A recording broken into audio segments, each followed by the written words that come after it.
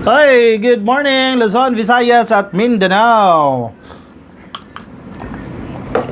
May nagkalat na dalawang sirena diyan sa Maisog Rally dyan po sa Canada. Biruin mo ha, yung mga DDS nagbibilad ng araw dyan sa Liwasang Bonifacio, itong iba nag-e-enjoy sa magandang klima at namamasyal sa iba't ibang bansa, Canada. Sana yung mga DDS ma-realize yan, no? So anyway, ka-coffee, unti lang naman ang pumunta dito sa Canada. 1, 2, 3, 4, 5 1, 2, 3, 4, 5, 6, 7, 8, 9, 10. Siguro mga more or less 100 yung pumunta dyan sa Canada. Sa, sa Maisog Rally nila dyan sa Canada. Isang parang ballroom lang ito. Maliit na ballroom. Napuno naman nila yan. Kasi maliit nga lang. No? Yung stage nila maliit lang din. So nagsalita dyan si Harry Mau. Si Harry Roque. Nagsalita at itong si Glenn Chong. Nagsalita din po yan. Abay, sabi nila, parehas sila na sinasabi, pinanagkinggan natin ka-coffee. Malapit na raw pong ilabas itong video ng pulburon. Anong video ba yan? Parang ano na to Parang matagal nyo nang kinakalkal yung video na yan. Hindi pa ba tapos yung editing? Yan, sabi nila, dapat mag-ingat daw po si Pangulong Bongbong Marcos. Dapat maayos daw siya makipag-usap ngayon dahil malapit na raw pong ilabas yung pulburon video na yan. Eh di ba, knockout na kayo dyan, bakit until now hindi nyo pa mailalabas yan? Kung ako kayo, ilabas nyo na yan. Kung totoo yung pulburon video na yan ni PBBM, ilabas nyo na yan. Hindi panalo na agad kayo. Mapapahiya nyo na agad ang presidente kapag nilabas nyo na yung pulburon video na yan. Ang problema, yung kasagsagan dyan sa hearing ng PDEA leaks, etc. dyan sa Senado, sinasabi nyo na yan eh. Asan yung video? Bakit hindi nyo ilabas? Sige, pakinggan muna natin si Harry Mau. Lalong-lalo na mukhang mailalabas na ang pulburon video.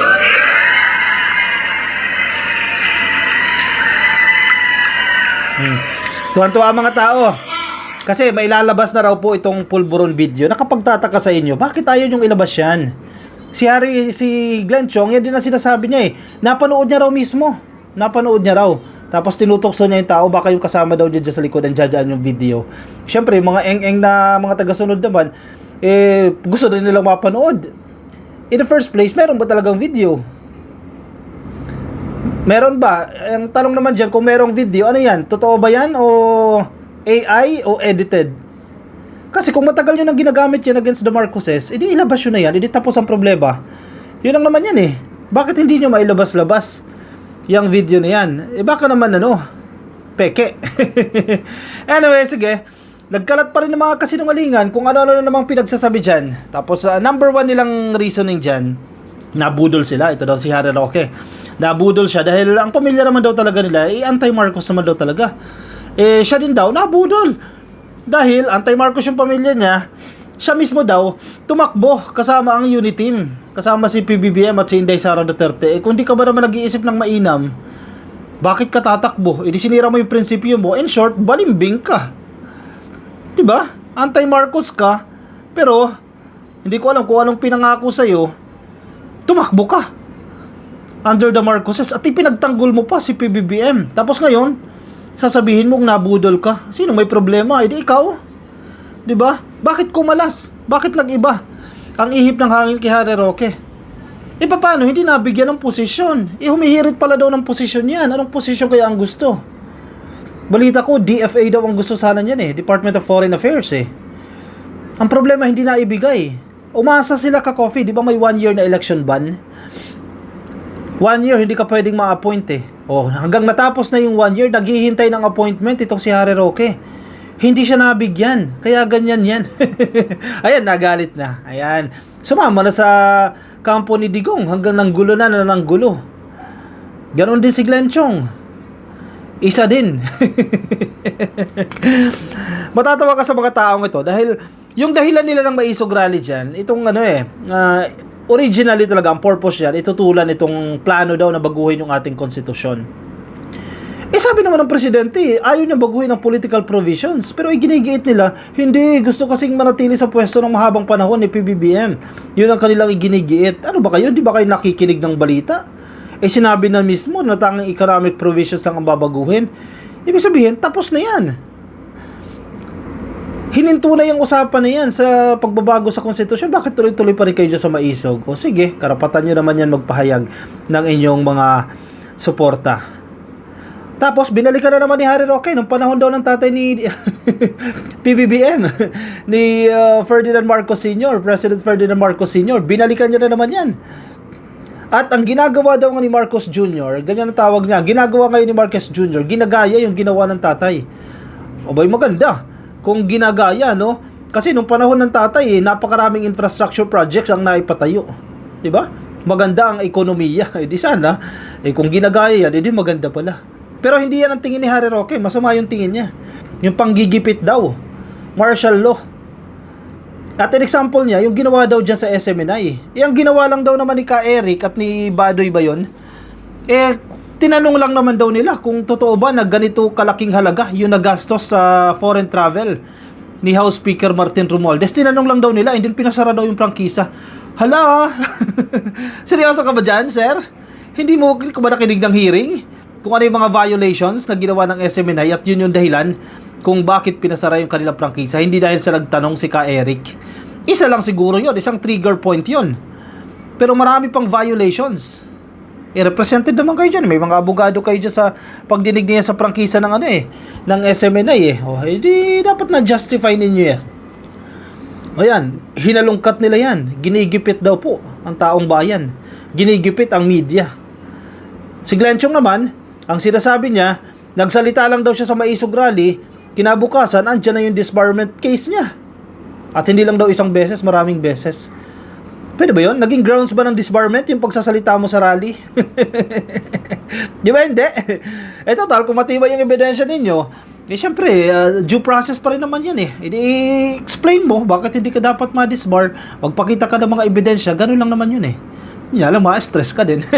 Medyo marami-rami atang kaso yan O, sige, harapin mo yan isa-isa. Ubos din resources mo dyan. Hindi man mauubos dahil supported ng China yan. Malalaking pera yan Hindi mauubos yan. Pero yung stress sa inyo, yes, manalo kayo dyan, may stress pa rin na ibibigay sa inyo yung mga disbarment cases na yan. Ano pa yung mga aligasyon?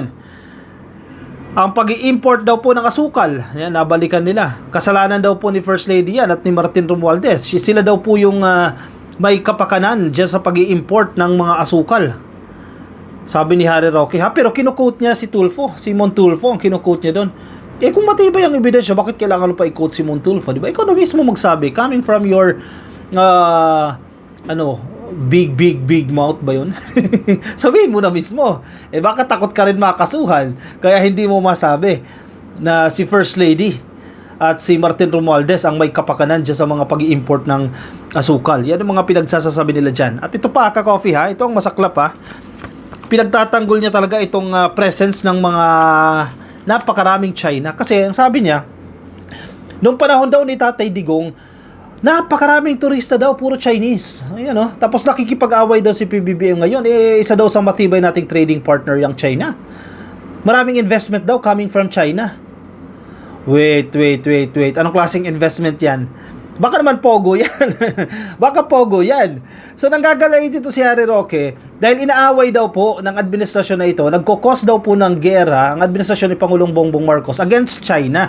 Samantalang, ang pinakamarami nating turista, Chinese. Ang maraming investment sa panahon ni Tatay Digong ay Chinese. But, ka-coffee anong klaseng investment yan? Diba, nagsulputan, recently nahuhuli yung sangkaterbang Pogo at yung social ill na ibinibigay nitong Pogo.